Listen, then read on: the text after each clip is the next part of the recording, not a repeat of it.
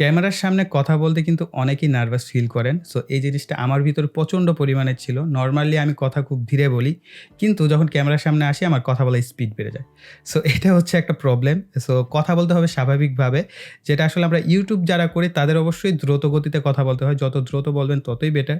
কিন্তু সবাই তো আর দ্রুত গতি কথা বলতে পারে না। সো কথা বলতে গিয়ে জড়তা চলে আসে। এটা সমস্যা হয়। কেননা ক্যামেরায় তো আমরা শুধু একা, একা কথা বলছি। আমাদের ক্যামেরার পিছনে কেউ নাই, ডানে বামে কেউ নাই।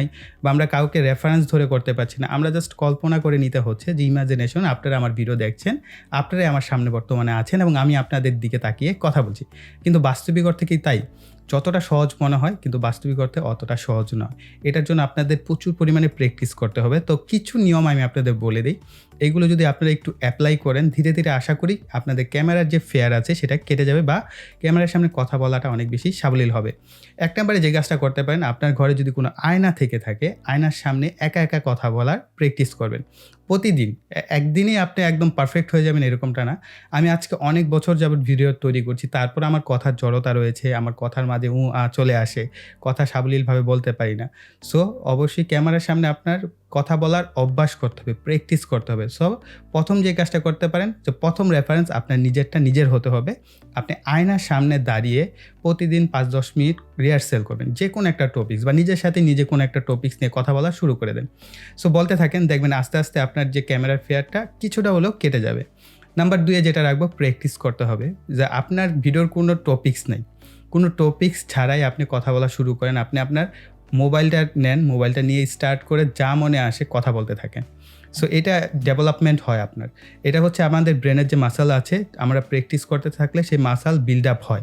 দেখবেন ক্যামেরার সামনে আসলে যে বিষয়টা হয়, আমার সবথেকে বেশি হতো, এটা হচ্ছে আমরা যখন ক্যামেরার সামনে বসে কথা বলতে চাই, আমি প্ল্যানিং করছি, শুয়ে, শুয়ে, বসে, বসে, দাঁড়িয়ে, দাঁড়িয়ে, হাঁটতে, হাঁটতে প্ল্যান করছি আমি আজকে ভিডিওতে এই টপিকসগুলো বলবো। যখন কিনা ক্যামেরার সামনে বসি সব ভুলে গেছি। একদম ব্ল্যাঙ্ক। পুরো মেমোরিটা ব্ল্যাঙ্ক হয়ে যায়। মনে হয় আমার চোখের সামনে সাদা একটা পর্দা আছে। সামনে কি সেটাও ভুলে গেছি। সো এই ধরনের সমস্যায় আশা করি আপনারা সবাই পড়বেন। সো এই সমস্যাটা কাটানোর একটাই মাত্র অপশন, সেটা হচ্ছে আপনাকে রেগুলার প্র্যাকটিস করতে হবে। সো প্র্যাকটিস করতে, করতে যেটা হয় দেখেন, আমি এখন যে কথাগুলো বলছি, আমার সামনে কোনো স্ক্রিপ্টিং করা নেই। আমার কাছে শুধুমাত্র ভিডিওর আজকের টাইটেলটা কী হবে সেটা লেখা আছে। বাকি বিষয় কিন্তু আমার ব্রেন আমাকে সাপোর্ট করছে বলে আমি এই কথাগুলো বলতে পারছি। যদি আমার ব্রেন আমাকে সাপোর্ট না করতো তাহলে কিন্তু আমি ক্যামেরার সামনে এই কথাগুলো বলতে পারতাম না। সো এই যে ব্রেনের রেসপন্স টাইম, যে যত বেশি ভিডিও রেকর্ড করবেন, যত বেশি ক্যামেরার সামনে আসবেন তত কমে যাবে। অর্থাৎ তত দ্রুত আপনি কথার যে আউটপুটটা সেটা দিতে পারবেন। আপনার ব্রেন যদি আপনাকে সেই রেসপন্স টাইমটা না দেয়, দেখেন আমি এই কথা বলার মাঝে চিন্তা করছি দেন কথাটা বলছি। কিন্তু দেখবেন আপনারা যখন ক্যামেরার সামনে বসবেন আপনার ২ সেকেন্ড টাইম পাস হয়ে যায়, কিন্তু তারপরে পরবর্তী টপিকস কী সেটা আপনি ভাবতে, ভাবতে ভুলে যাচ্ছেন। সো এই জিনিসটা আপনি যত বেশি প্র্যাকটিস করবেন আপনার ব্রেনের যে মাসল আছে সেটা বিল্ড আপ হবে, সেটা স্ট্রং হবে এবং তত বেশি ফিডব্যাক আপনি ক্যামেরার সামনে এসে দিতে পারবেন।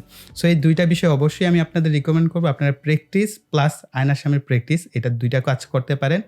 এবং যদি আপনার এইটা মনে হয় যে আমি ক্যামেরার সামনে বসলে একেবারেই বেশি ব্ল্যাঙ্ক হয়ে যাচ্ছি, কথাই বলতে পারছি না, তাহলে আপনার কোনো প্রয়োজন নাই ক্যামেরার সামনে আসার। আপনি জাস্ট আপনার মোবাইলের বা আপনার কম্পিউটারের অডিও রেকর্ডারটা অন করেন। ১ম এ আপনি অডিওটাকে স্মার্ট করেন। আপনি জাস্ট আপনার ক্যামেরার সামনে আসলে যেহেতু ভয় হয় বা আপনার ক্যামেরা ফেয়ারটা কাজ করে, সো সেই ক্ষেত্রে আপনি আপনার এই স্মার্টফোনটাকে সামনে রেখে আপনি যা মন চায় মুখে বলতে থাকেন। একা, একা বলতে থাকেন। এটা একটা প্র্যাকটিস। দেন যখন আপনি এই কথা বলাটা সাবলীল হয়ে যাবেন, তখন আপনি ক্যামেরার সামনে বসে কথা বলেন। সো অনেকে আছেন ইউটিউবের জন্য ভিডিও করবেন, অ্যাপস রিভিউ করবেন। সো সেক্ষেত্রে আপনি ফেস ক্যাম ভিডিও করতে যাচ্ছেন না। আপনি সরাসরি আপনার কম্পিউটার বা মোবাইলের স্ক্রিন রেকর্ড করে সেই ভয়েস ওভারগুলো দিয়ে আপনি এইভাবে ভিডিওগুলো কিন্তু চাইলে তৈরি করতে পারেন। সো আই থিংক এই ভিডিওটা আপনাদের অনেক বেশি মোটিভেট করবে এবং সাহস যোগাবে। সো তার জন্য যাওয়ার আগে একটা লাইক দিয়ে দেন এবং কমেন্টে লিখতে পারেন যে এই ধরনের আরও ভিডিও চান কিনা, সেটা কমেন্ট সেকশনে লিখতে পারেন বা আমাকে সাজেস্ট করতে পারেন যে ভাইয়া এই টপিকস আপনি ভিডিও করেন তাহলে আমাদের জন্য বেটার হয়। আপনাদের নিজস্ব ভাই মনে করে যেটা মন চায় সেটা আপনার কমেন্ট সেকশনে লিখতে পারেন যে ভাইয়া এই টপিক্সটা করেন, তাহলে কিন্তু পরবর্তীতে আমরা সেই টপিক্সের উপর ভিডিও নিয়ে আসবো।